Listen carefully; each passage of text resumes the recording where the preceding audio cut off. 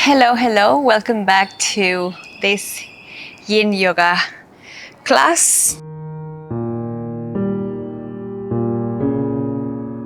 Today we have a longer class. It's a 60-minute class where we are going to be targeting mainly the hip joint and the ligaments in the upper legs.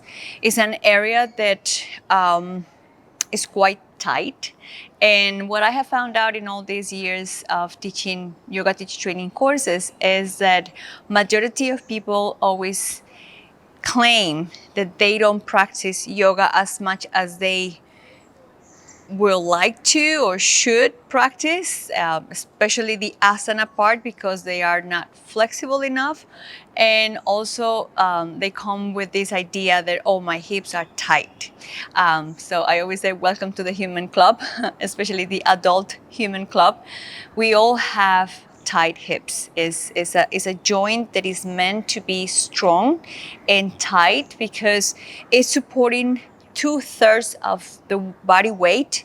The trunk and the head are very heavy. All our vital organs are here and they sit on our pelvis. And the pelvis is meeting the femur where the hip joint is. So the body, to help that joint to support that weight, has covered those joints with the strongest ligaments in the body, this piece of connective tissue that ties bone to bone.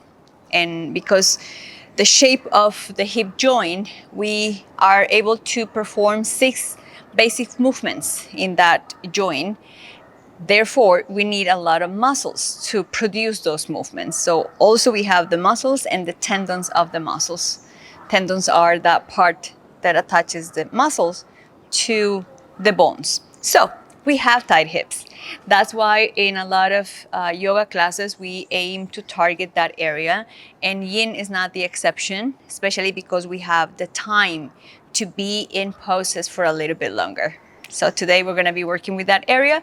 You may need a bolster or a pillow or something that brings the floor a little bit higher. We're going to be doing a pose that for majority of us is quite challenging. You may not need it, but just have it with you in case that you do. I know that I will need it, so I have it already with me. So take your time to go and find something that is going to help you to elevate the floor so you can actually rest on you, and make sure that it's a long big pillow or a cushion, because you need to have your torso and your head on top of your prop. Good. So after that mini short anatomy class, let's start the yin flow. So close your eyes and sit in a comfortable position. Take a few deep breaths just to help you to tune in with the tone of a yin class.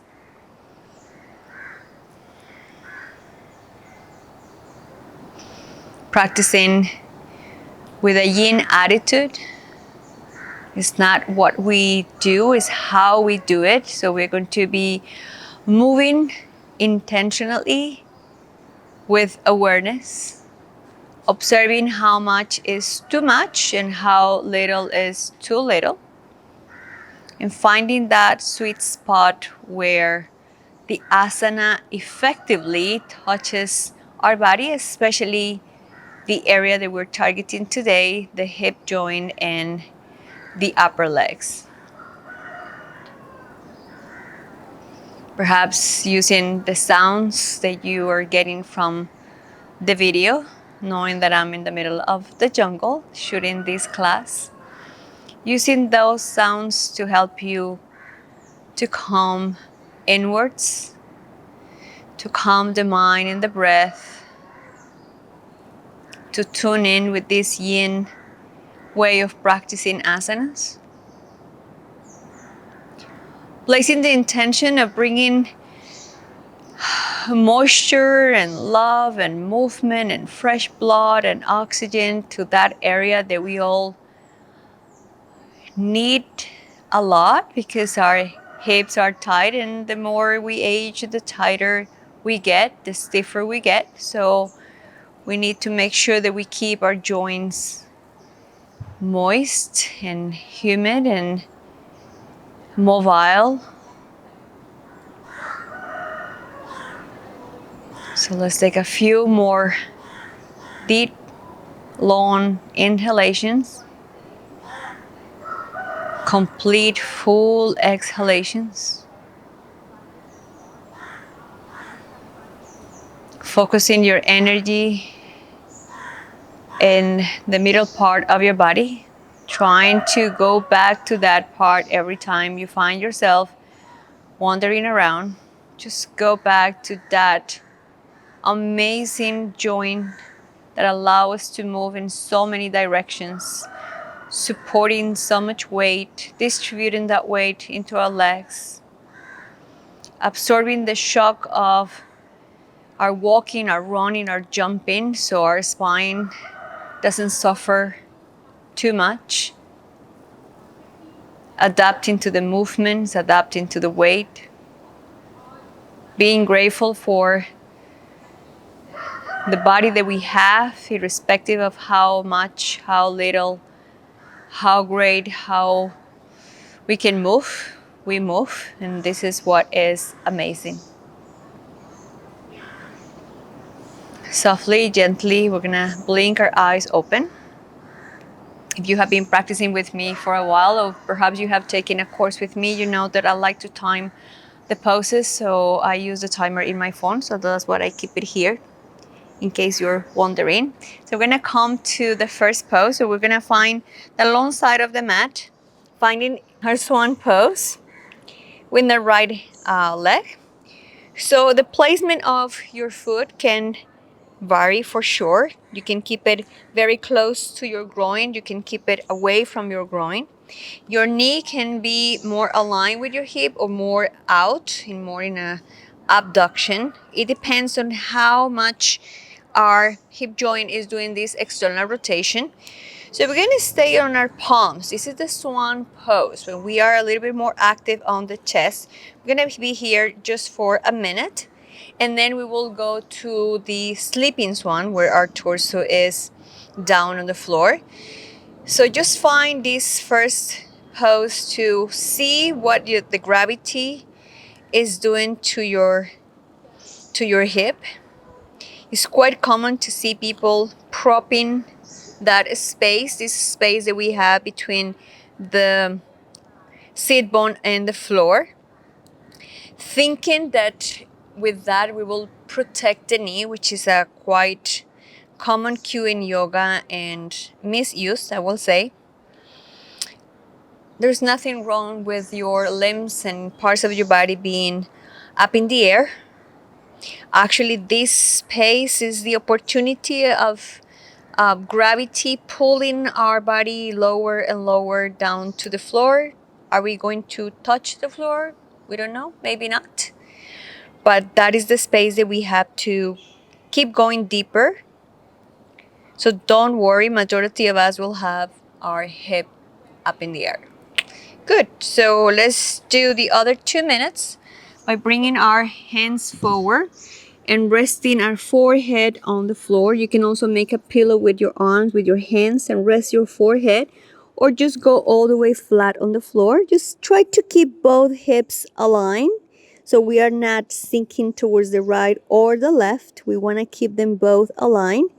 As I said, sometimes people, with the aim of bringing the hip down to the floor, they tend to shift the weight to the right in this case. Just keep it level and allow that space to work on your hip joint. If the knee is bothering you, then we have to change the position of the foot. That's why I was telling you at the beginning. See if you can place your foot closer or further away from you, your knee in or out. That will change the angle of the external rotation of the hip joint. The main movement for this pose has to come from the hip joint, not from the knee. The knee doesn't rotate as much as the hip is meant to rotate, so let's not request movement from joints that are not meant to move in that direction. few more moments here, enjoying whatever stretch, compression, feeling you are experiencing in around your hip joint. In both of them, actually, in the left, we are extending the hip joint, doing other things for the tissues around that area as well.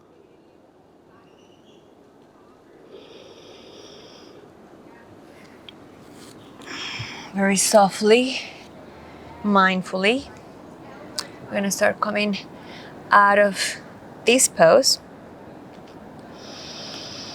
And for now, we're going to start shifting our weight to the right. So we're going to sit on the right bum. We're going to start bringing the left knee in, but we're going to keep it kind of like halfway. So we're not going to bring it all the way. We're going to keep it halfway, and we're going to start extending the right leg in front. So you ended up with your left knee flexed and your left foot is outside of your hip. So this is called half frog pose.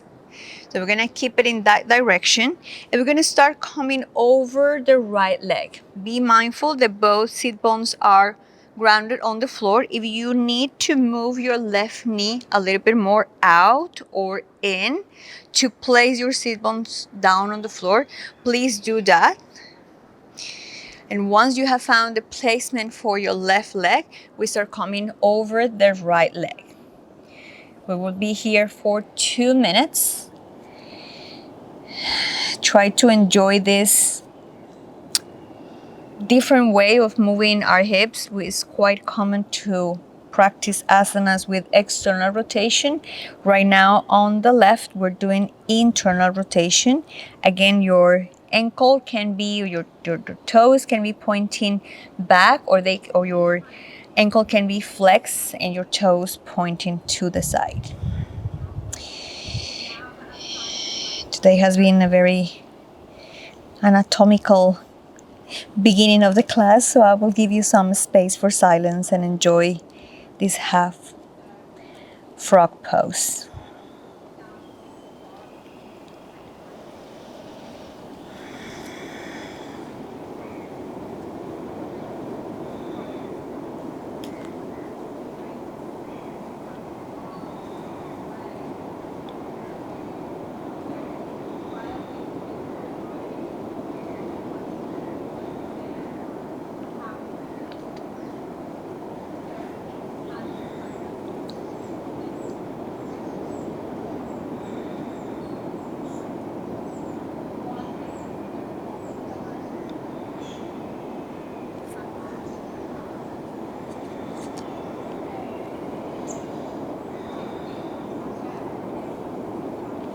Thirty more seconds.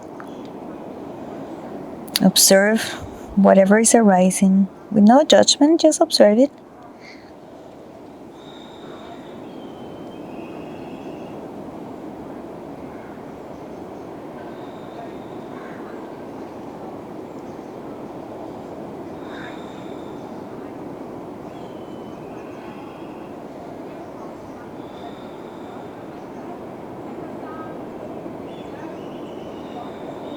And very mindfully, use your hands to start bringing your torso upright. Stopping in the center, see how you feel. And we're gonna keep the left leg exactly, actually the legs are gonna stay exactly as they are. We're gonna bring the pillow or the cushion, the bolster, and we're gonna place it behind you, because for the next pose, we have options as usual. So we're gonna come into half saddle. So this time, we're gonna start going back. So in the previous pose, we were going forward with the torso. Now we're going back, aiming to have an extension in the hip joint and also this extension in the lumbar spine. So you're gonna have this little back bend. So options to stay here. You can stay up here, working on that, the stretch of your quads and the internal rotation of your left hip. Or we can start moving back. Let's say if you couldn't find a bolster, you can also be on your hands, or you can be on your elbows. Perhaps you can go all the way down to the floor. You may not need a pillow, or you can do it in a more supportive way, more restorative way, and let go your torso, your head on the bolster. 2 minutes here.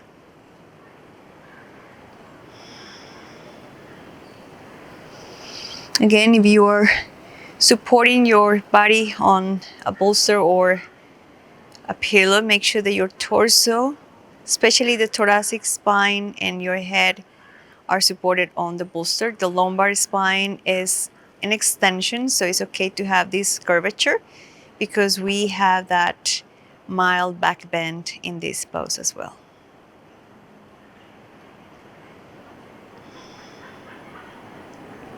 Your right leg is soft. We're not holding the leg in any position. So for some of us, that would mean that the toes are dropping out or in, or just staying pointing up to the sky.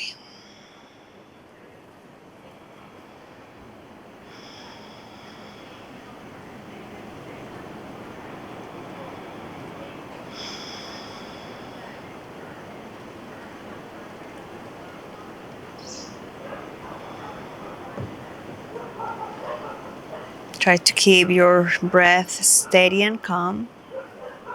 The yogi breath, same time to inhale and exhale. That will keep your mind quiet and calm.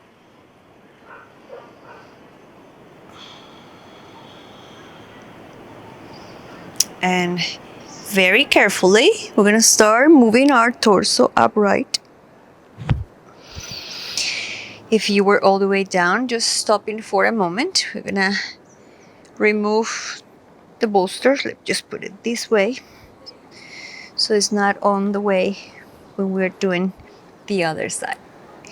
Good. So very mindful because that knee has been flexed for a while. Very carefully help your leg with your hand, and we're going to start extending the leg, being very mindful. I always tell the students, treat your joints as your joints, especially when you're practicing Yin Yoga, as if they were crystal, made of crystal, because what we're doing with these deep plastic connective tissues is like, imagine they're like a plastic bottle, so they are hard and firm.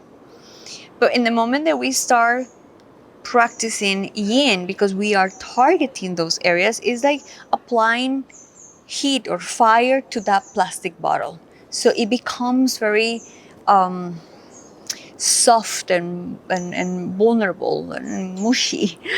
So that's the short term effect. This is what you feel when you are in the pose and a little after the practice. So we have to be very mindful, because imagine it's like moving a bottle that is being in the heat. It's very sensitive and vulnerable. So move very gently and softly. Good. I use this time for to talk and to give some time to this left knee. So we're gonna now open the legs. You can stay exactly where you are. I'm just going to move so you can see me better. So we're gonna open the legs. It's not a split, so you don't have to go all the way. It's just to allow the legs to be in a different position. We're gonna come into this dragonfly position for, again, about 3 minutes. Because we're practicing in a yin way, we don't need to hold the legs in any position. Usually when you practice a similar shape in a more yang style, your knees and your toes will be facing up. So we actively engage the muscles, so we externally rotate the hips. Here, forget about that. Just leave your legs soft, and probably they will drop in. The toes and the knees will drop in. And then walk your hands forward and just allow your torso to be heavy. You can drop your head all the way down, or you can keep it aligned with the rest of the spine.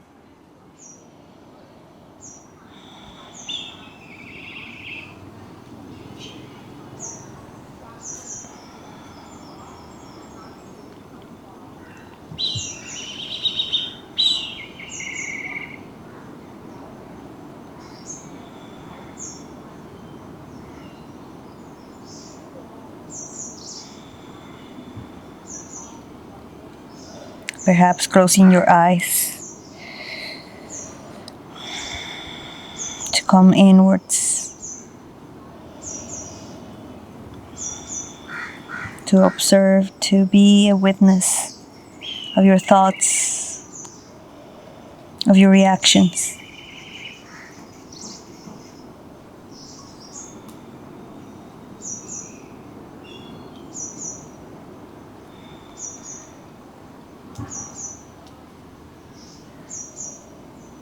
Feeling how the time that you spend in the pose and the gravity keeps moving you to the next edge, to the next line in your body, in your connective tissue, in your nervous system.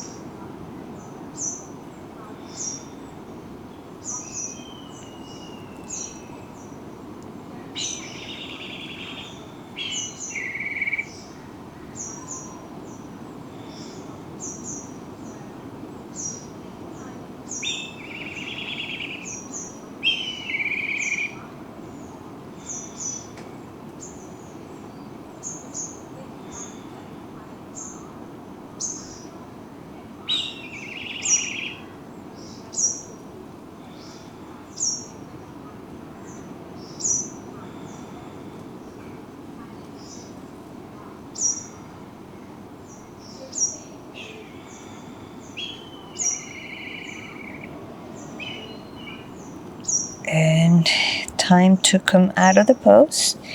Walk your hands, bring your torso back to the center.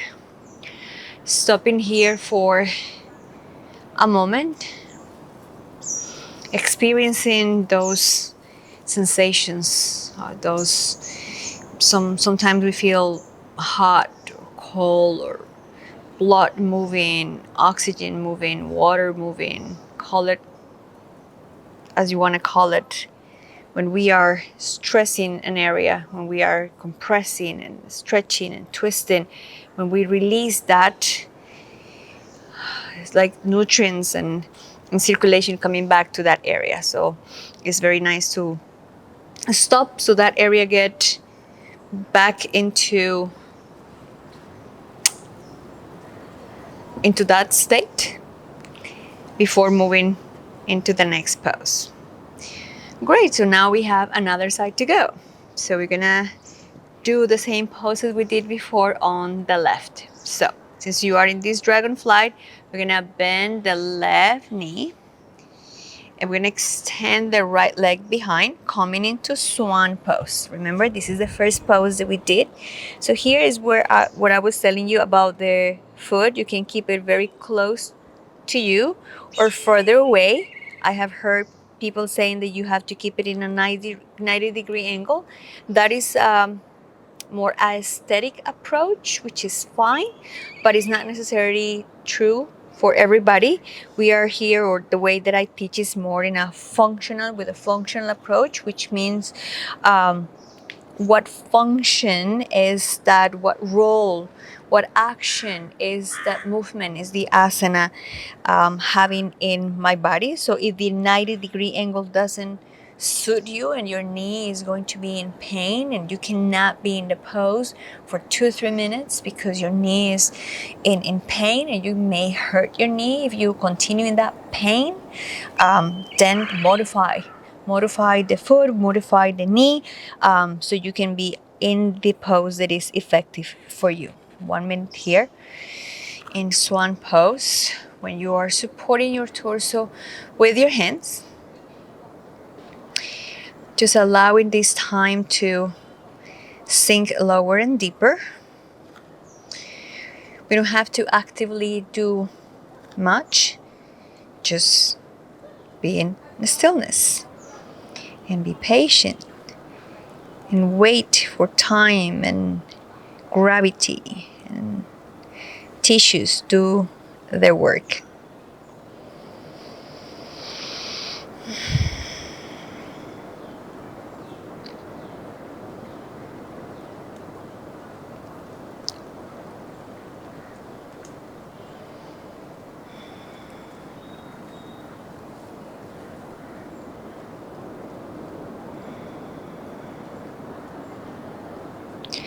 We have 2 more minutes to go here. So again, perhaps I didn't give you the option on the right leg. You can stay there. You can stay there for 2 more minutes, or you can come all the way down to the floor, either making a pillow with your forearms or just moving your torso all the way down to the floor. Allowing your mind to connect with those sounds of nature. I don't know if you can hear it in the video, but I can hear the sound of the sea behind. It's just the perfect setting to practice yin. The sun is setting here in Goa. And nature is preparing to go to sleep, so I love to practice yin with those natural sounds that helps me to come back to my practice, to my mind, to my breath.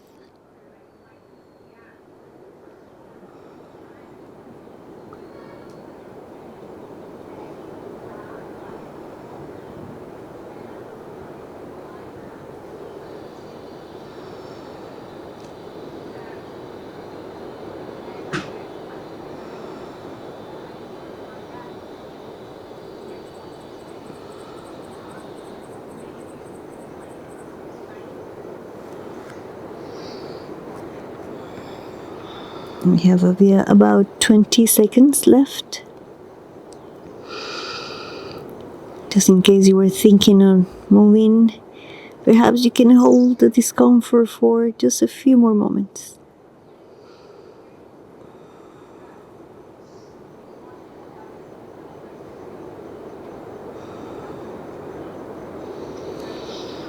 And we're out of the pose. So use your hands to move your body upright. Let me reset here the time. Shifting your body weight to the left. So we're gonna now do the internal rotation. So we're gonna start bringing the left knee up. We're gonna keep it halfway, and then we're going to extend the left leg. Again, we need to find the position that works for us. For some people, it works to flex the ankle and point the toes to the side. And with the left leg, you're gonna keep it in front of you, soft, nothing to do with that one. So once you have found the position for your right leg, we're ready to go into this half frog, trying to keep both sit bones grounded on the floor. We're gonna be here for 2 minutes.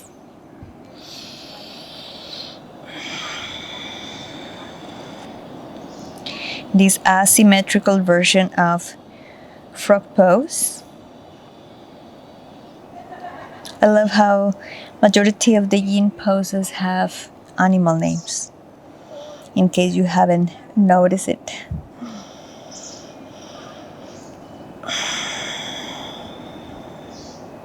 Actually, I have a video where I talk why we don't use Sanskrit names and when we practice in a yin way. So you can go and check it out, because that is a quite common question that I get from people, like why we don't use the same names that we use when we practice in a more yang style. Well, there is a video about that.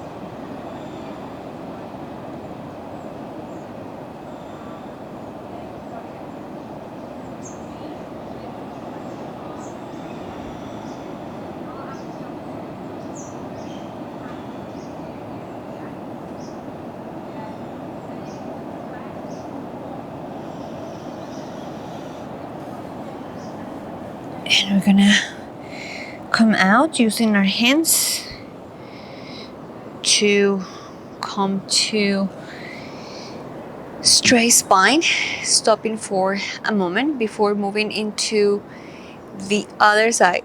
Remember, we have half saddle for that. Again, as I said, you can stay here.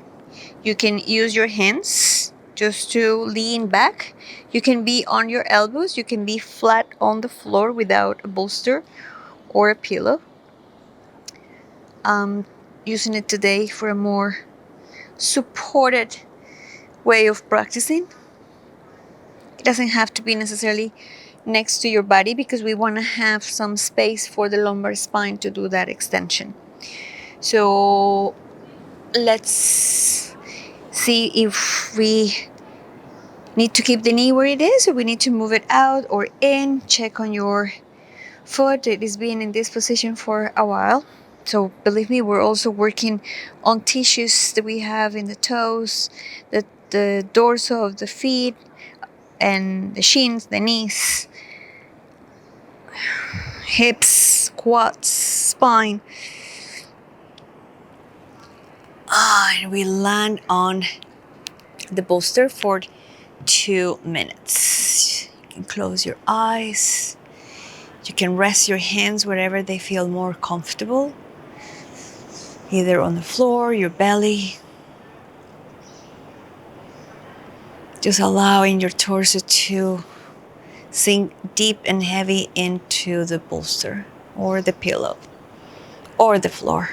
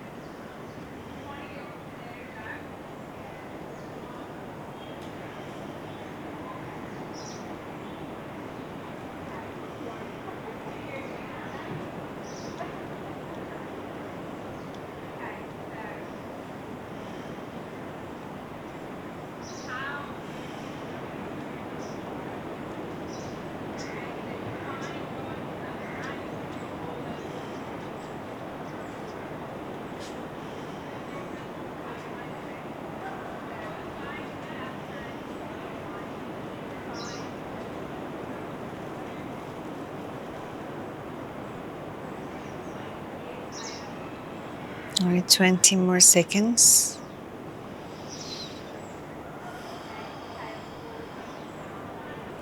This is a pose that I'm normally not very comfortable in, but today somehow my body is receiving it very well. That's why I always say practice is different every day, every time. Your body's not the same every day, every time. Good. I thought I will never say this, but I can actually stay here for a bit longer.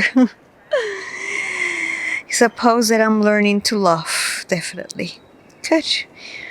We come out of the pose, stop in the center, remove the bolster. We may need it at the end for Shavasana, so we can practice Shavasana with the bolster. It gives a different feeling to the pose. So we're gonna start extending very mindfully. Shift your body weight to the left and very gingerly because that knee has been in a sensitive position for a while. So just move gently. Remember, it's very mushy, it's like we're like a jellyfishes right now. At least this is how I feel right now. Good. So we're gonna keep our legs in front of us, together, but again, relax. So mind drop to the side to come into caterpillar, a different forward fold. Before we were doing dragonfly. Now this is a forward fold with your legs in front of you. You can keep your hands on the floor, palms facing up. I like this way of placing the hands because when we place the palm on the floor, either we tend to pull ourselves forward or to actually stop us from keep going lower and lower. So by keeping the hands facing up, we kind of like avoid either action.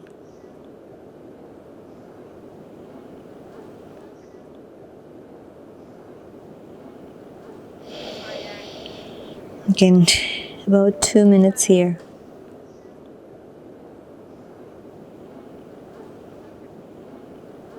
2 3 minutes. We'll do the work. Feeling how your torso moves closer and closer to the legs. And if it feels good for your head, you can drop it all the way down. Feeling your spine being rounded, and we are actually extending and stretching your muscles all the way from your glutes, your lower back, the midsection of your back, all the way to the upper back and neck.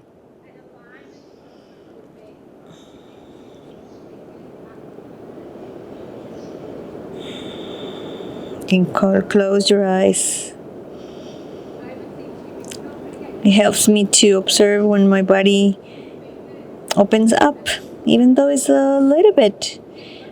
When I pay attention, I can actually notice it.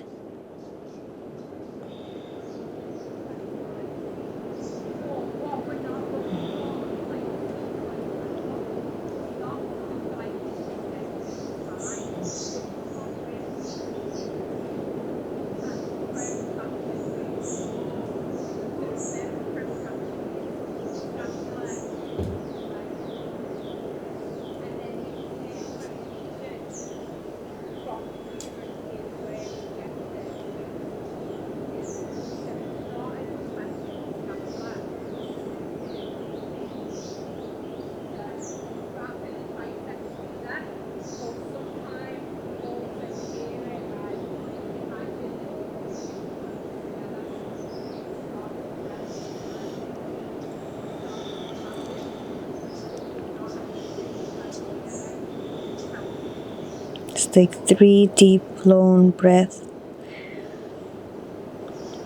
preparing our body and our mind to start moving out of the pose. Stopping in the center. Observe how your back, your hips, your glutes, your hamstrings feel right now.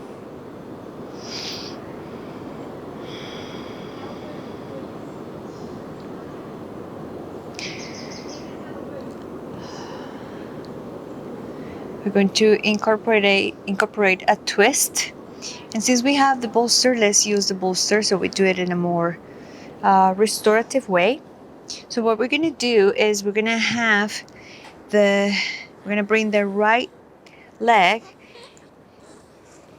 the right shin parallel to the short edge of the mat, and then we're going to bring the left knee behind to meet the foot. So we kind of like have like a figure 4 here. So we have the right leg in front of us, and then we have the left leg behind us, and we're going to use the bolster so you can place it next to your torso. So you're going to twist.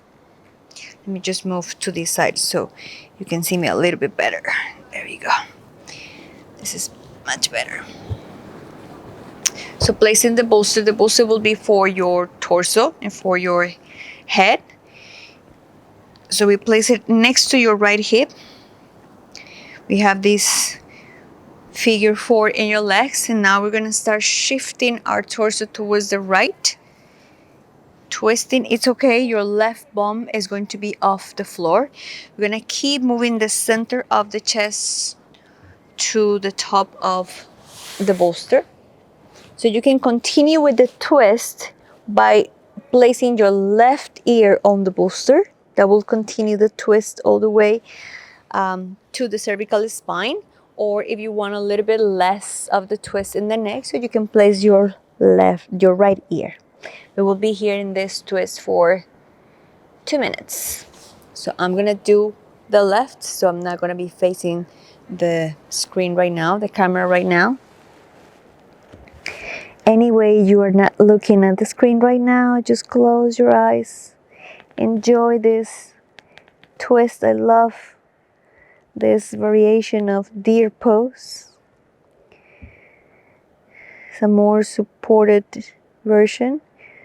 We are twisting.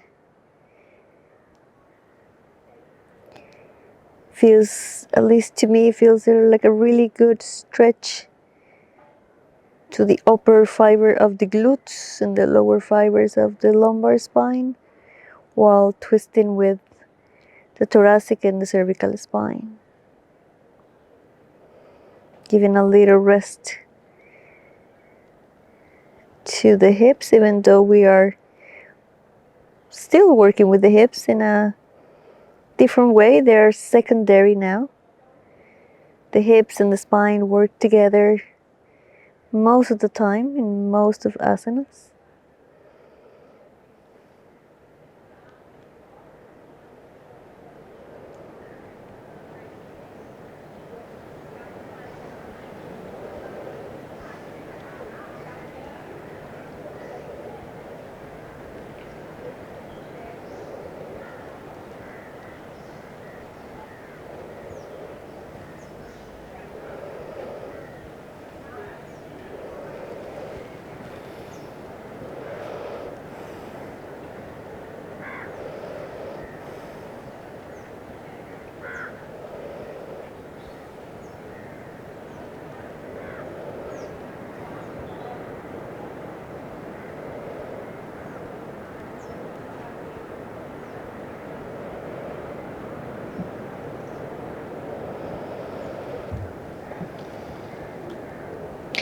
Let's start making our way up. Using your hands, moving softly. Yeah. By now you may know the way. Stop the timer. We always want to stop.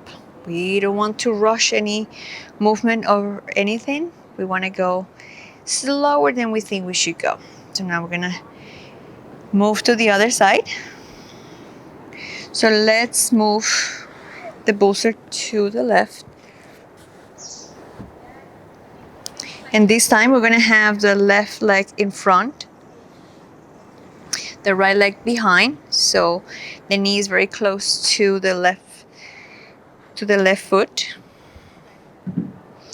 And now this time again, we're gonna start moving our torso towards the bolster, towards the left, to bring the center of your torso on top of the bolster for 2 minutes. Same with the neck. You may want to keep the rotation, so you will place your right ear, or you can keep it.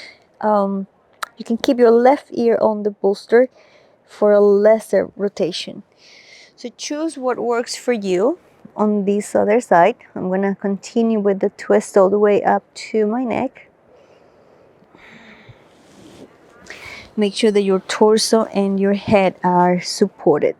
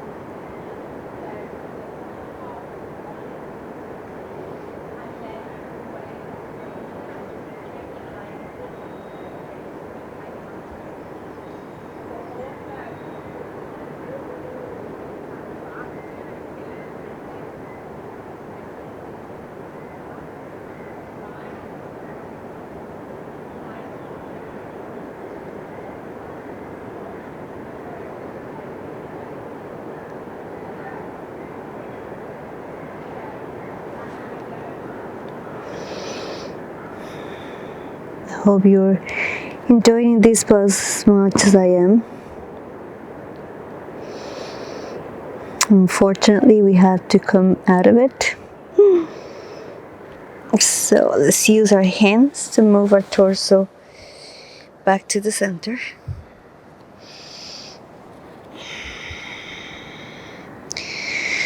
Stopping here for a moment. I'm gonna leave the bolster handy just for Shavasana. We're not going to Shavasana just yet.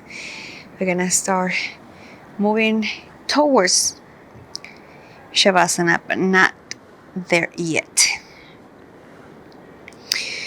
So bring your body all the way down to the mat.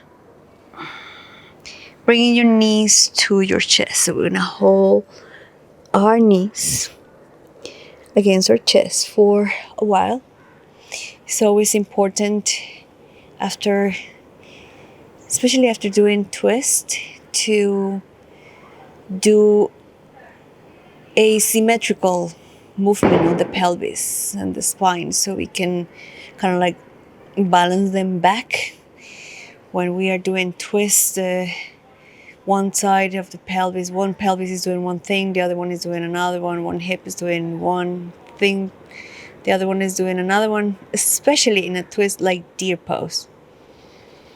In deer, if you notice it or if you have some knowledge of anatomy, one hip was in external rotation while the other one was in internal rotation. So we want to bring that balance back by hugging the knees or doing any other symmetrical movement.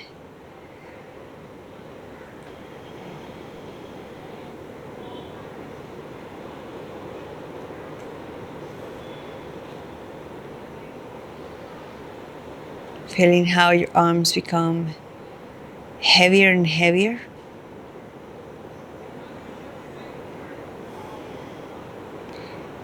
Pulling our legs or knees closer to the chest without actively pulling them towards us.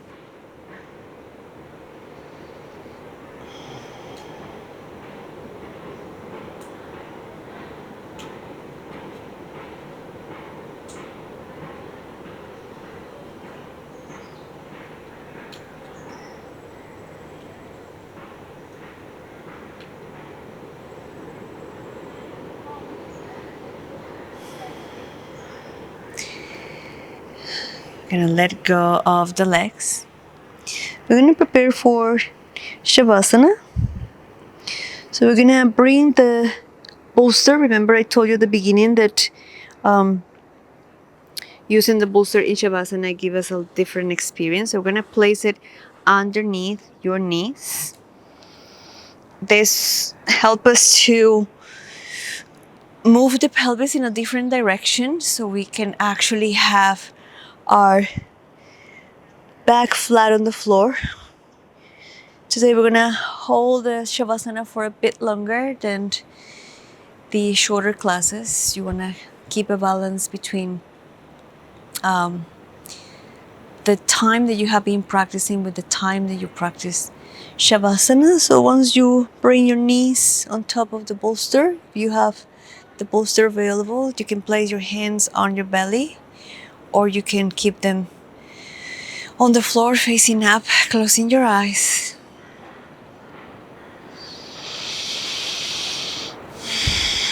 Allowing every single movement, everything that we did for our knees and our hips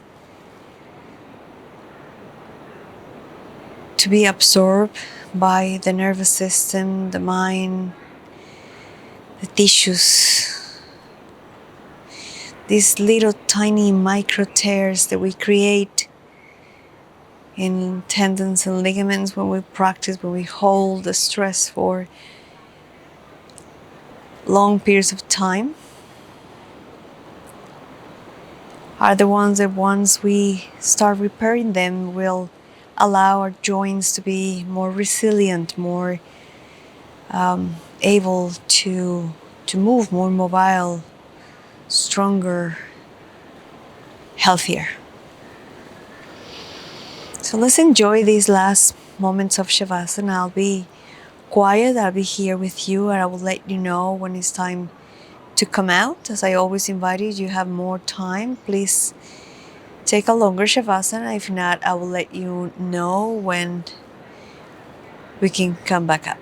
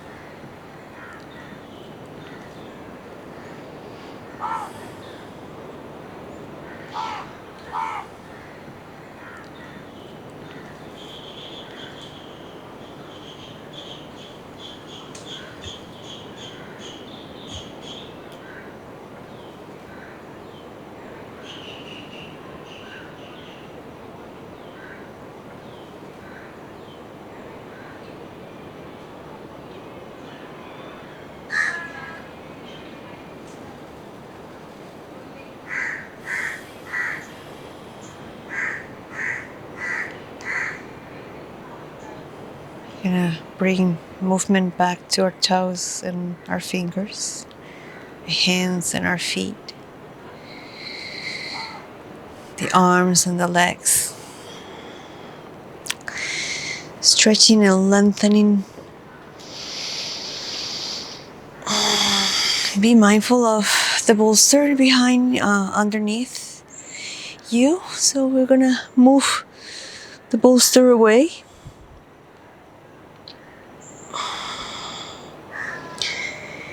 We'll bend the knees. Come to one side, stopping there for a moment, keeping your eyes closed and helping yourself to come to a comfortable seated position.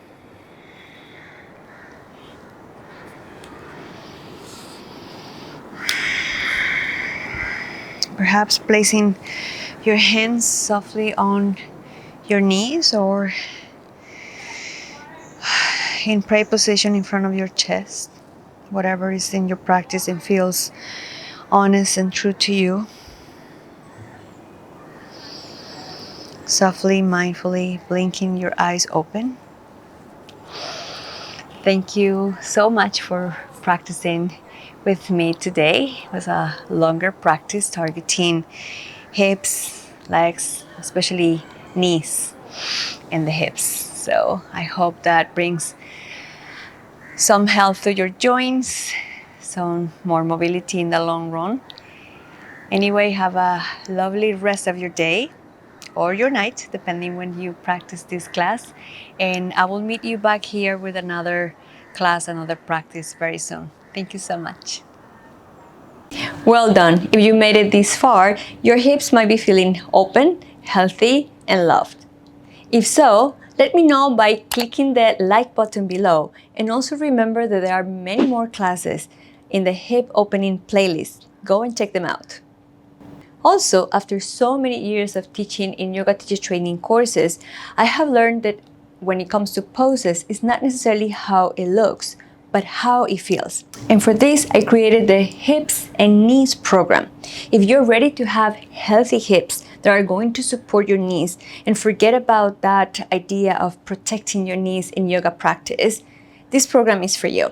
To have more information and to sign up in this program, click the first link you will find below this video. And if you have any question, any comment, let me know and I will be happy to reply. Thank you and see you very soon on the other side of the screen.